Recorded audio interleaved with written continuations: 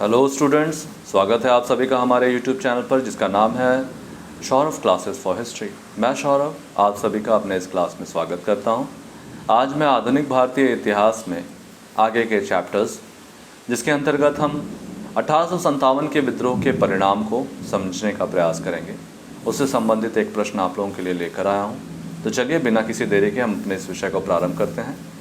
1857 के विद्रोह के परिणामों की व्याख्या करें। 1857 का विद्रोह आधुनिक भारतीय इतिहास की एक निर्णायक घटना थी। यद्यपि यह विद्रोह विफल हो गया, परंतु इसके तात्कालीन एवं दूरगामी परिणाम अत्यंत ही महत्वपूर्ण हुए। विद्रोह द्वारा एक युग का अंत तथा एक नए युग के आगमन का द्योतक था। इसके परिणामों की संक्षिप्त व्याख्या निम्नांकित गद्यांशों द्वारा व्यक्त करते हैं। मुगल शासन का अंत इस विद्रोह का परिणाम साबित हुआ। 1857 के विद्रोह में विद्रोहियों ने बहादुर शाह जफर को अपना नेता माना और उनके नेतृत्व में अंग्रेज़ों ने संघर्ष किया। इसी कारण जब विद्रोह कुचल दिया गया तो इसका दुष्परिणाम मुगलों को भी भुगतना पड़ा। बहादुर शाह को मौत के घाट उतार दिया गया और इसके बाद भारत में मुगल शासन समाप्त हो गया। कंपनी शासन का अंत भी इस विद्रोह के फलस्वरूप संपन्न हुआ।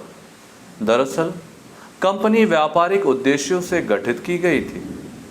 इसके बाद ब्रिटिश सरकार ने आर्थिक एवं राजनीतिक लाभ देखते हुए कंपनी पर विभिन्न एक्टों, regulating act 1773, Pitt's India act 1784, charter act 1813, 1833, 1853 द्वारा नियंत्रित करने का प्रयास किया। लेकिन 1857 के विद्रोह के पश्चात ब्रिटिश संसद ने भारत सरकार अधिनियम पारित किया और इस अधिनियम द्वारा कंपनी शासन को समाप्त कर भारत पर सीधे ब्रिटिश संसद का शासन आरंभ हुआ। गवर्नर जनरल की स्थिति में भी परिवर्तन हुआ। अब वह ब्रिटिश ताज के व्यक्तिगत प्रतिनिधि के रूप में भारत पर शासन करने लगा और अब गवर्नर जनरल का पद वायसराय का पद बन गया।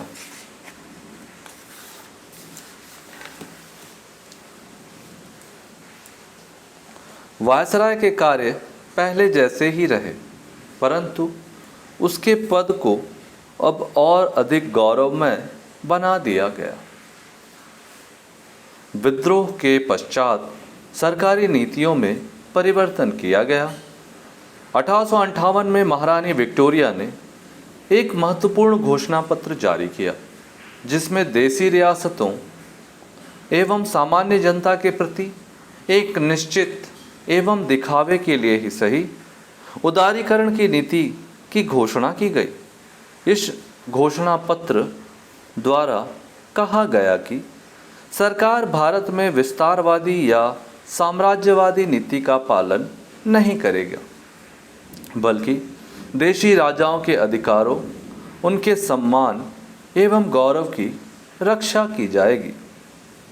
साथ ही भारतीय प्रजा को विश्वास दिलाया गया कि भारतीय प्राचीन रीति रिवाजों और परंपराओं की अवमानना नहीं की जाएगी तथा सरकारी नौकरी में जाति, धर्म आदि का भेदभाव बिना योग्यता के आधार पर सबको समान अवसर प्रदान किए जाएंगे। ब्रिटिश शासन ने देसी रियासतों एवं सामंती तत्वों को कई विशेषाधिकार देकर उन्हें अपना हितैषी व शक्ति का आधार बना दिया। उन्होंने गोद लेने के अधिकार वापस देशी रियासतों को प्रदान किया। सभी सामंतों को सारी सुविधाएं वापस दे दी गई। सामान्य जनता को लुभाने के उद्देश्य से प्रशासनिक सेवाओं में भारतीयों को स्थान देने के लिए इंडियन काउंसिल एक्ट 1861 पारित किया गया। लेकिन इस सेवा में प्रवेश करने प्रतियोगिता परीक्षाओं का आयोजन लंदन में ही आयोजित होते थे। इस कारण बहुत कम भारतीय ही इसमें प्रवेश कर पाते थे, लेकिन सरकार ने अपनी इस नीति को इस तरह प्रस्तुत किया कि उन्होंने इसके द्वारा सामान्य जनता की प्रशासन में भागीदारी सुनिश्चित की है, लेकिन व्यवहार्यता या केवल भारतीयों को खुश करने के लिए ही लागू की गई थी। विद्रोह के पश्चात सेना के पुनर्गठन हेतु पील कमीशन की नियुक्ति की गई।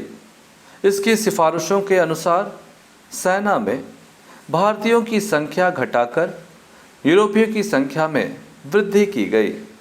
तोपखाने, आंतरिक सुरक्षा एवं महत्वपूर्ण पदों से भारतीयों को वंचित कर दिया गया। भारतीय सैनिकों का व्यवहार मुख्यतः विदेशों में साम्राज्यवादी विस्तार हेतु किया जाने लगा।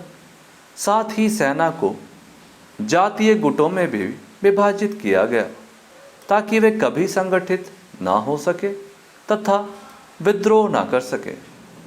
ब्रिटिश ने विद्रोह के लिए मूलतः मुस्लिम को जिम्मेदार माना, जिस कारण उन्होंने मुस्लिमों के साथ प्रतिशोधात्मक कार्रवाई शुरू की। मुस्लिमों को हिंदुओं की तुलना अधिक जुर्माना दंड दिए गए। इस कारण मुस्लिमों में ब्रिटिशों के साथ साथ हिंदुओं के प्रति भी रोष बढ़ा। इस प्रवृत्ति के कारण वे शिक्षा और सरकारी नौकरियों में पिछड़ते गए, जबकि अंग्रेजी शिक्षा का लाभ उठाकर हिंदुओं ने व्यापार और नौकरियों में अपना प्रभाव बढ़ा लिया। इस कारण दोनों के बीच खाई पैदा हुई। अंग्रेज़ों ने इस खाई को और गहरा किया और दोनों के बीच फूट डालकर शासन प्रारंभ किया।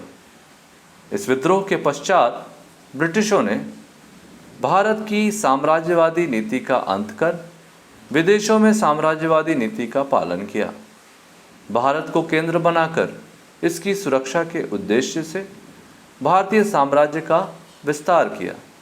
अफगानिस्तान, ईरान, बर्मा, तिब्बत, दक्षिण पूर्व एशिया एवं चीन को अपने प्रभाव में लाने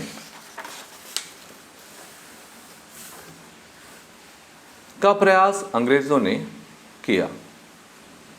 इस विस्तारवादी योजना में भारतीय संसाधनों का अधिकतम प्रयोग किया गया। इस विद्रोह का सबसे प्रमुख परिणाम भारत में राष्ट्रवाद के उदय से हुई। इस विद्रोह की विफलता ने भारतीयों को यह एहसास दिलाया कि सिर्फ सेना और शक्ति के बल पर अंग्रेज़ों से मुक्ति पाना असंभव है। इसके लिए उन्होंने सभी वर्गों के सहयोग एवं समर्थन की आवश्यकता महसूस की। इसी उद्देश्य से राष्ट्रीयता का उदय हुआ। निष्कर्ष देखेंगे तो निष्कर्ष में इस विद्रोह के परिणामों का सूक्ष्म निरीक्षण करने पर हम इस निष्कर्ष पर पहुंचते हैं कि इस विद्रोह के पश्चात कई महत्वपूर्ण परिवर्तन हुए। एक और जहां मुगल शासन समाप्त हुआ, वहीं इस कमी को पूरा करने के लिए ब्रिटिश शासन ने भारत में कंपनी के शासन के स्थान पर सीधे ब्रिटिश शासन प्रारंभ किया। इसके पश्चात ब्रिटिशों ने अपनी नीतियों में कई महत्वपूर्ण परिवर्तन, जैसे सामाजिक हस्तक्षेप की नीति, सरकारी नौकरी में समान अवसर आदि शुरू किए। सेना का पुनर्गठन एवं भारत में साम्राज्यवादी नीति छोड़कर विदेशों में साम्राज्यवादी नीति को अपनाया। इस प्रकार उपरोक्त परिवर्तनों ने भारतीयों को परिवर्तन व सत्ता समाप्त करने के लिए राष्ट्रीय भावना को प्रेरित किया, जो आगे चलकर कांग्रेस के निर्माण के रूप में सामने आया। इस प्रकार से हमने देखा कि 1857 का विद्रोह किस प्रकार किन किन परिणामों को लेकर उपस्थित हुआ। आज के लिए बस इतना ही। मैं उम्मीद करता हूँ आपको 1857 के विद्रोह के परिणाम अच्छी तरह से बोध हो गए होंगे। तो फिर हम मिलेंगे अगले क्लास में एक नए विषय के साथ। तब तक के लिए धन्यवाद।